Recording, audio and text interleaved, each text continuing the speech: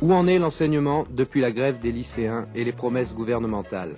FR3 Île-de-France est allé au lycée Henri Bergson à Lilian dans l'Yonne. Il subsiste toujours des problèmes, mais on se serre les coudes. C'est ainsi que M. Franck Bardu, professeur d'éducation physique, a décidé de prendre en attendant la place du professeur de philosophie, toujours vacante. Voilà, je suis là parce que votre professeur de philo n'a toujours pas été remplacé. Donc c'est moi qui, en attendant, vais assurer les cours. Ok? Bon, sinon, voilà, on va commencer. Qu'est-ce que vous étudiez, là, dernièrement? Oui? Épicure et la luxure. Épicure et la luxure. Ouais, écoutez, pour la luxure, un simple bandage suffit. Il n'y a pas besoin de... Voilà. D'autres questions? C'est vrai qu'en cumulant éducation physique, poterie et philo, j'arrive quand même à dépasser le SMIC, faut le dire, je suis franc avec vous, mais là j'attends quand même que l'éducation nationale accepte qu'après les cours je puisse faire le ménage dans les classes, et auquel cas s'ils acceptent, ça permettra de respirer quand même financièrement, ça faut le dire.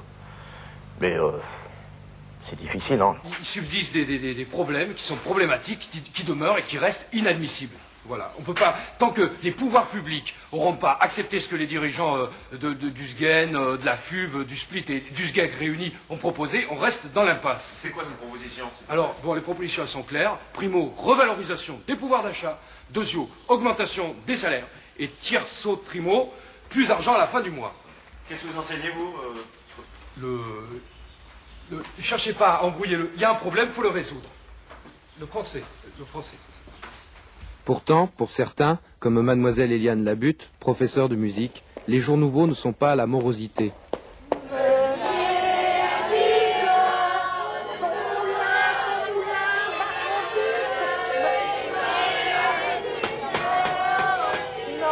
Non, ça ne va pas du tout. Chut, Isabelle, chut. Meunier, qu'est-ce que tu fais? Danda. Qu'est-ce que tu fumes, là? Donne-moi ça. Qu'est-ce que c'est que ça? C'est pas du tabac, j'espère? Non, c'est de l'herbe. Il est interdit de toucher aux pelouses de l'établissement. Il faut savoir être à l'écoute. Aujourd'hui, nous avons travaillé une chose facile, Die Zunenheit nicht gefragt Lust, so, de Schubert. Et demain, nous travaillerons les Beatles. Les Beatles. Les Beatles. S'adapter, se mettre à l'écoute des élèves, c'est le maître mot de l'enseignement aujourd'hui. C'est super, virgule. Johnny a dit à Adeline, Johnny a dit à Adeline, sinon ça fait Adelin, à que c'est chouette. Voilà, donc inconscient et subconscient, hein. Donc je pense qu'avant tout le problème c'est une question de souplesse, hein. Donc maintenant on fléchit bien.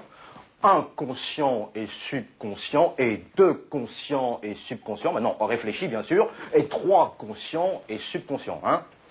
Tout dans les genoux, question de... Ok? Quoi qu'il en soit, tout le monde s'accorde à penser que le gouvernement fait de gros efforts. Alors les grands hommes de la France, on reprend depuis le début. Il y a eu Léon Blum, après Jean Jaurès, ensuite Mitterrand. Et juste avant Mitterrand, il y a eu un très mauvais président. C'est qui? C'est C'est ton destin. Non, avec les élèves ça va, mais disons qu'avec les parents d'élèves, parfois il y a des petits problèmes, c'est sûr. Non, non, non. Encore qu'en matière de budget, quelques petits efforts restent à faire. Tiens, donne-moi ça, toi. C'est simple pourtant.